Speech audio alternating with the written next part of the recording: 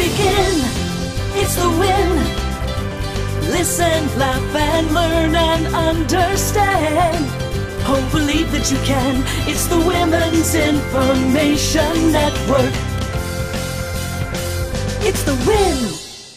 Welcome to the Win Show. We are so glad you joined us. I'm Paula Fellingham, CEO of the Women's Information Network, thewinonline.com. We're the online home for all women, all ages, a community of women helping women. Our hosts are Heather Anderson. She's a runner-up for Miss USA. Laura Lee Christensen is the Executive Vice President of the WIN, and Kim Coles is an actress, comedian, and speaker. Our guest today is Laura Brotherson. She is an intimacy expert and the author of And They Were Not Ashamed, Strengthening Marriage Through Sexual Fulfillment. She's also the founder of StrengtheningMarriage.com. Laura, she shares her passion for building strong marriages and families, and she's the host of the Marital Intimacy Show. Welcome. We are so excited to have you.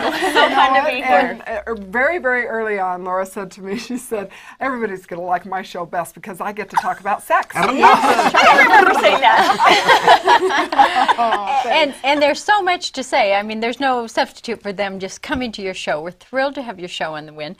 But in a short amount of time that we have here, give us some of the real highlights of what women can do to strengthen their marriages through understanding, better understanding. Boy, there's a lot of things that women can do to really improve their intimate relationship. I think there's two things I think that women are really kind of missing in understanding the sexual relationship. Number one is there's a lot of misunderstanding about the sexual wiring of women. They're wired very differently than men, and that should be kind of a no-brainer, but to understand some of that sexual wiring is really important. And then also there's a lot of issues that come up with just getting educated about intimacy in a lot of different ways. So there's a lot of things that we can learn about the sexual relationship. Well, let's get right to it. Let's talk about some of the intricacies of the sexual response. Okay, so we tried to make this really simple, and so I put it together in 8 T's of the female sexual response. Okay, here we so go. if you walk yourself through these 8 areas, you can kind of look at each one and say, okay, what's going on in our relationship with that issue, and what do I need to work on? So here we go. Number 1 is thoughts. What's going on in your mind? For women, sex begins in her mind, and so you've got to be able to get the thoughts worked out. Number 2 is tenderness, and that's kind of the emotional context or the emotional connection that a husband and wife need to have so that women are more easily able to move into the sexual dimension of the relationship. So that's thoughts and tenderness and talk. Talk is huge. I mean, come on, girls. It is talk. huge. We need to talk, and women can connect so much easier with their husbands through some communication and connecting emotionally before they move into connecting physically or sexually. So, number 4, what's next? Thoughts, Thoughts, tenderness, thoughts, tenderness, talk. That was teasing. Teasing. How can you forget teasing? So teasing is just one of those things that I added in here because there's an element missing of playfulness.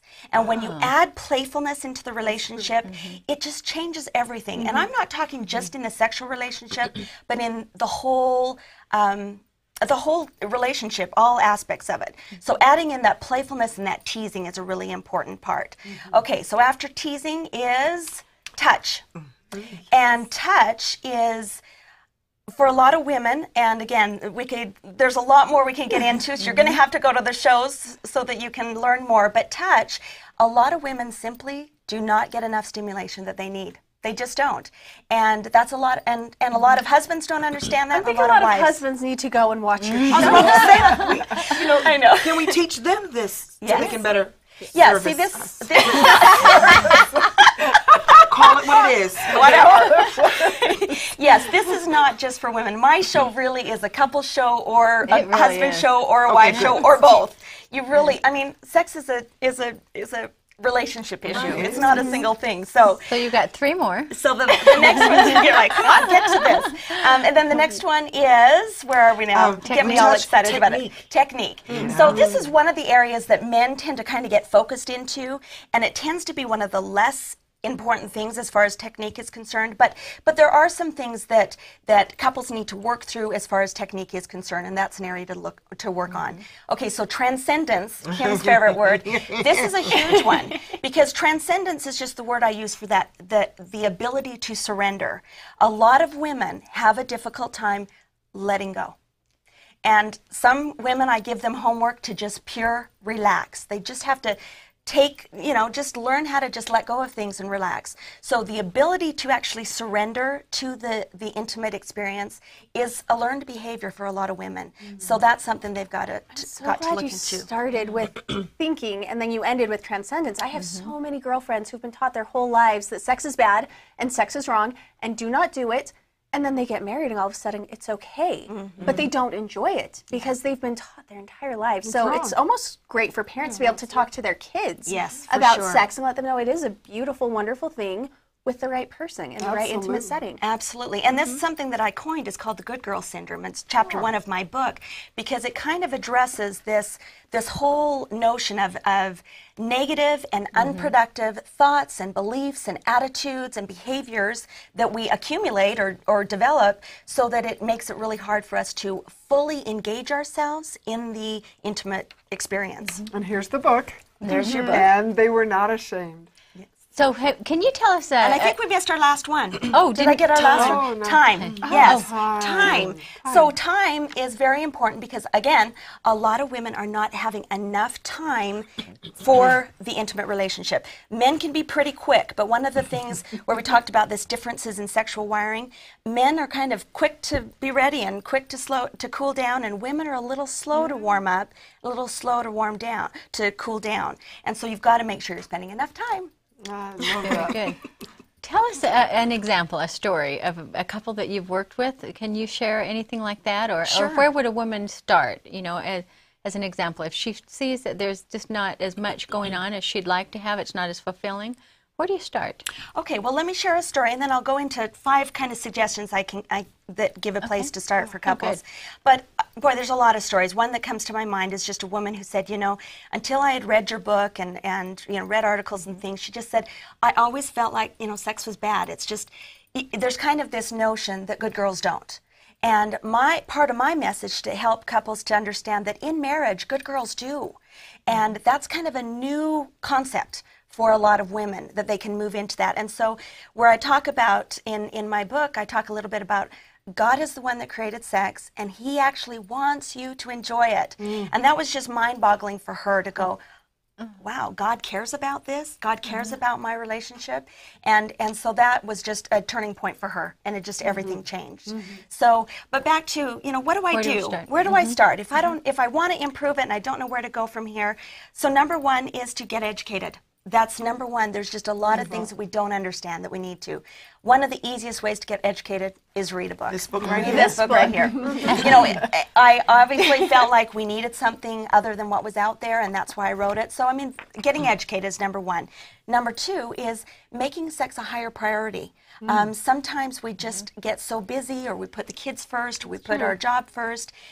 If your marriage matters, then you've got to give it some time and attention. So make it a higher priority. Third is learn to be able to talk about your intimate relationship with your spouse.